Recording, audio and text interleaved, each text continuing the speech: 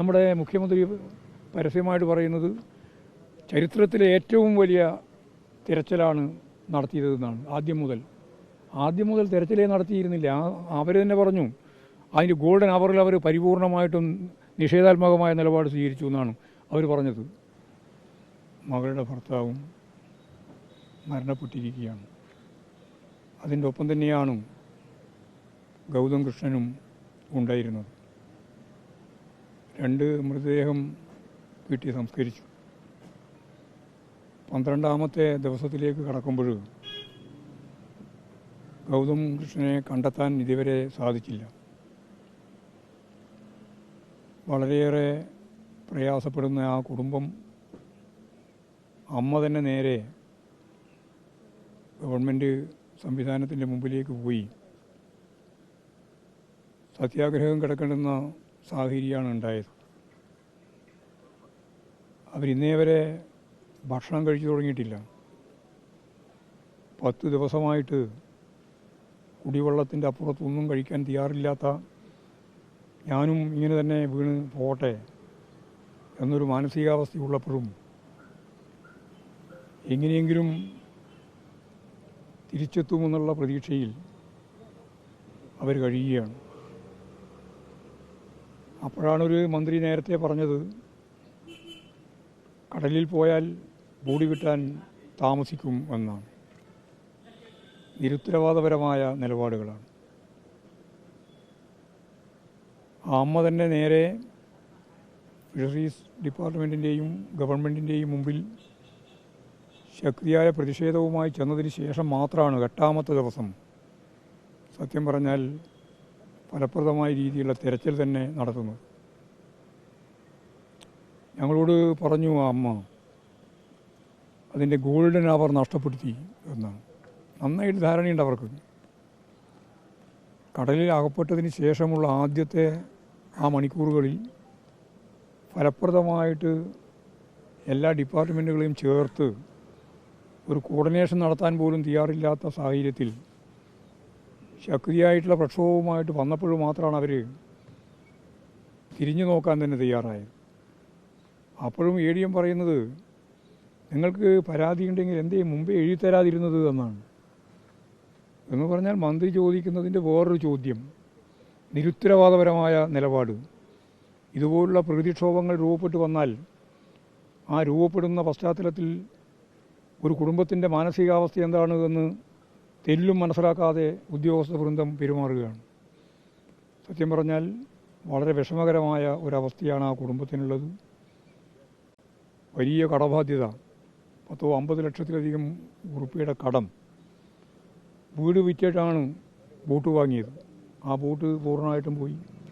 വീട് പോയി, താമസിക്കാനുള്ള സ്ഥലമില്ല. ആ കുടുംബത്തിലെ ഏറ്റവും പ്രധാനപ്പെട്ട കുടുംബാംഗങ്ങൾ 3 പേര്, ഒരാളെ കാണാതായി, 2 ആളെ സംസ്കാരം കഴിയുകയും ചെയ്തു. വളരെ ദയനീയമായ ഒരു ചിത്രമാണ്. ഇനിയൊരു ചെറുപ്പക്കാരനാണ് ബാക്കിയുള്ളത്. 24 വയസ്സുള്ള ഒരു ചെറുപ്പക്കാരൻ ഇനി ബാക്കിയുണ്ട്. ഞങ്ങൾ വരുമ്പോൾ മാത്രമല്ല, എനിക്ക് മുമ്പ് വന്നവരും വരുമ്പോഴും അവനെ കണ്ടിട്ടില്ല. അവൻ നേരെ കടപ്പുറത്ത് തന്നെയാണ്, രാവിലെ മുതൽ രാത്രി വരെ കടപ്പുറത്ത് തന്നെയാണ് ഉള്ളത്.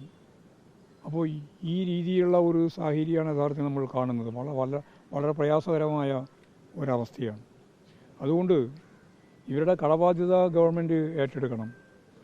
ഇവർക്കാണെങ്കിൽ ഈ ബോട്ടിന് ഇൻഷുറൻസ് ഉൾപ്പെടെയുള്ള സംവിധാനങ്ങളൊന്നും തന്നെയില്ല. എല്ലാം നമ്മുടെ പിന്നോക്കാവസ്ഥയുടെ ഭാഗമല്ലേ. സ്വാഭാവികമായിട്ടും ആ കുടുംബത്തിന് മുമ്പോട്ടേക്ക് പോകാൻ സാധിക്കാത്ത വലിയ കടബാധ്യത വരാൻ പോവുകയാണ്. ഉള്ള കടബാധ്യതയ്ക്ക് പുറമേ ഇനി ജീവിക്കാൻ വേറൊരു വഴി ഇല്ല. ഉള്ള ബോട്ട് പോവുകയും ചെയ്തു. ബോട്ട് കണ്ടെത്തിയിട്ടില്ല. അതുപോലെ തന്നെ ചെറുപ്പക്കാരനെയും കണ്ടെത്തിയില്ല. അപ്പോൾ ഗവൺമെൻറ് അവിടെ ഇനിയുള്ളത് ഒരു ചെറുപ്പക്കാരനാണ്. 24 വയസ്സ് പ്രായമുള്ള ഒരു ചെറുപ്പക്കാരൻ മാത്രമാണ് ഉള്ളത്. അവന് ജോലി നൽകാൻ ഗവൺമെൻറ് തയ്യാറാവണം. ഓഖി ദുരന്തത്തിൻ്റെ ഘട്ടത്തിൽ അന്നത്തെ ഗവൺമെൻറ് ചെയ്തതിനേക്കാൾ കൂടുതൽ എന്തൊക്കെ ചെയ്യാൻ പറ്റുമോ അത് കുടുംബത്തിന് ജോലി ഉൾപ്പെടെയുള്ളതായിരുന്നു. അതുപോലെ തന്നെ അന്ന് വളരെ പ്രധാനമായിട്ടും കുടുംബത്തിലെ ഓരോരുത്തരുടെയും ജീവിതത്തെ മെച്ചപ്പെടുത്താൻ വേണ്ടിയിട്ടുള്ള ഫലപ്രദമായ ഇടപെടൽ നടത്തിയിരുന്നു.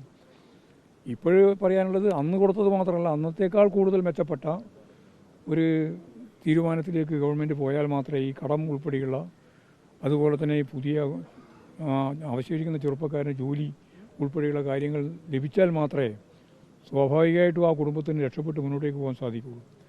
വെള്ളം മാത്രം കുടിച്ച് 10 ദിവസമായി ആ സ്ത്രീ പ്രയാസപ്പെട്ട് നിൽക്കുകയാണ്. ഇപ്പോൾ ഞങ്ങൾ മേഴ്സിക്കുട്ടിയമ്മയൊക്കെ ഞങ്ങളെല്ലാം പറഞ്ഞു ഭക്ഷണം കഴിക്കണം, ഭക്ഷണം കഴിച്ചില്ലെങ്കിൽ പിന്നെ ജീവിക്കാൻ തന്നെ സാധിക്കാത്ത സാഹചര്യം വരും. 10 ദിവസം ഒരു ഭക്ഷണവും കഴിക്കാതെയാണ് ആ സ്ത്രീ മുന്നോട്ടേക്ക് പോയത്. ഇന്നാണിപ്പോൾ പൊടിയേരി കഞ്ഞി കുടിച്ചു എന്ന് പറഞ്ഞു എല്ലാവരും നിർബന്ധിച്ചിട്ട്. ഒരു മാനസികാവസ്ഥ അതാണ്. അപ്പോഴാണ് നമ്മുടെ മുഖ്യമന്ത്രി പരസ്യമായിട്ട് പറയുന്നത് ചരിത്രത്തിലെ ഏറ്റവും വലിയ തിരച്ചിലാണ് നടത്തിയതെന്നാണ്. ആദ്യം മുതൽ തിരച്ചിലേ നടത്തിയിരുന്നില്ല. അവർ തന്നെ പറഞ്ഞു അതിൻ്റെ ഗോൾഡൻ അവറിൽ അവർ പരിപൂർണമായിട്ടും നിഷേധാത്മകമായ നിലപാട് സ്വീകരിച്ചു എന്നാണ് അവർ പറഞ്ഞത്. അവർക്ക് ഇതിനെപ്പറ്റി നല്ല ധാരണയുള്ളവർ തന്നെയാണ്. മത്സ്യത്തൊഴിലാളികളുടെ മക്കൾക്കും അതുപോലെ തന്നെ കുടുംബാംഗങ്ങൾക്കും പഴയ ഒരു ധാരണയില്ല. ഞാൻ ജോണിൻ്റെ വീട്ടിൽ പോയപ്പോൾ ജോണിൻ്റെ വീട്ടിൽ അവരുടെ 3 മക്കളും നല്ല വിദ്യാഭ്യാസമുള്ളവരാണ്. അതിൽ മൂത്ത കുട്ടി എന്ന് പറയുന്നത് PhDക്ക് പഠിക്കുകയാണ്. അവർ ഈ ഉദ്യോഗസ്ഥന്മാരും അതുപോലെ തന്നെ ഇപ്പോൾ അവസാനം മുഖ്യമന്ത്രി മന്ത്രിമാരും ഒക്കെ പോയപ്പോൾ കൃത്യമായിട്ട് ചോദിച്ചു. ഒരു ചോദ്യത്തിനും മറുപടി ഉണ്ടായിരുന്നില്ല. ഇനി അങ്ങോട്ടും എങ്ങനെയാണ് ഇതിനെ മുമ്പോട്ടേക്ക് പോകേണ്ടത് എന്നുള്ള കാര്യവും ഗൗരവപൂർവ്വം ആലോചിക്കേണ്ടതാണ്. ഇവർ കടലിലേക്ക് പോയി കഴിഞ്ഞാൽ ഈ അപകടകരമായ കാലാവസ്ഥ മാറ്റത്തെപ്പറ്റി മനസ്സിലാക്കാൻ അവർക്ക് സാധിക്കുന്നില്ല. കൃത്യമായിട്ട് അതിൻ്റെ വിവരം കൊടുക്കാൻ നമ്മുടെ സംവിധാനമില്ല. അതേപോലെ തന്നെ അവിടെ പോയ അപകടത്തിൽപ്പെടുന്ന സന്ദർഭത്തിലും ഒരു സിഗ്നലും കൊടുക്കാൻ സാധിക്കുന്നില്ല. അപ്പോൾ അതിൻ്റെ എല്ലാം ഭാഗമായിട്ടുള്ള കാര്യങ്ങൾ മുമ്പ് മേഴ്സിക്കുട്ടിയമ്മ മന്ത്രിയായിരുന്ന സന്ദർഭത്തിൽ ISRO ഉൾപ്പെടെ ഉള്ളവരുമായി ബന്ധപ്പെട്ട് എങ്ങനെയാണ് സാറ്റലൈറ്റ് സംവിധാനത്തിൻ്റെ ഭാഗമായിട്ട് ഇവർക്ക് ഫോൺ കൊടുക്കാൻ കഴിയുക എന്നുള്ള കാര്യം ആലോചിച്ചതാണ്. വലിയ സാമ്പത്തിക ബാധ്യതയും ഒക്കെയാണ് അന്ന് അതിൻ്റെ ഭാഗമായിട്ട് വന്നത്. ഗവൺമെൻറ് സാമ്പത്തിക ബാധ്യത ഏറ്റെടുത്തിട്ട് ഇവർക്ക് സെല്ല് കൊടുക്കണം. ഈ ISRO രൂപപ്പെടുത്തി വളർത്തിയെടുത്ത വളരെ പ്രധാനപ്പെട്ട ഒരു സംവിധാനം അവരെ കയ്യിലുണ്ട്. സാറ്റലൈറ്റ് ഫോമുണ്ട്, അത് കൊടുക്കണം. അപ്പോൾ അതിൽ 80% സ്വകാര്യവൽക്കരിച്ചിരിക്കുകയാണ്, 20% ഈ പട്ടാളത്തിന് കൊടുത്തിരിക്കുകയാണ്. അപ്പോൾ ഇവരെ കയ്യിൽ സത്യം പറഞ്ഞാലില്ല. അപ്പോൾ അത് എങ്ങനെയാണെന്നുള്ളത് ഗവൺമെൻറ് ആലോചിക്കുന്നത്. ഇവിടെ മാത്രമല്ല, കേരളത്തിലുടനീളം വേണം. എല്ലാ ജില്ലയിലും ഈ പ്രശ്നം വരുന്നുണ്ട്. ഈ തീരപ്രദേശങ്ങളിൽ മുഴുവൻ വേണം. അപ്പോൾ അതിന് വളരെ ഫലപ്രദമായിട്ടുള്ളൊരു പദ്ധതി ആസൂത്രണം ചെയ്ത് ഇനി ഭാവിയിൽ ഇതുപോലുള്ള സംഭവങ്ങൾ വരുമ്പോൾ അതിനെ പ്രതിരോധിക്കാൻ ഉതകുന്ന നില സ്വീകരിക്കേണ്ടിയുണ്ട് എന്നതാണ് അത് സംബന്ധിച്ച് പൊതുവായിട്ട് പറയാനുള്ളത്.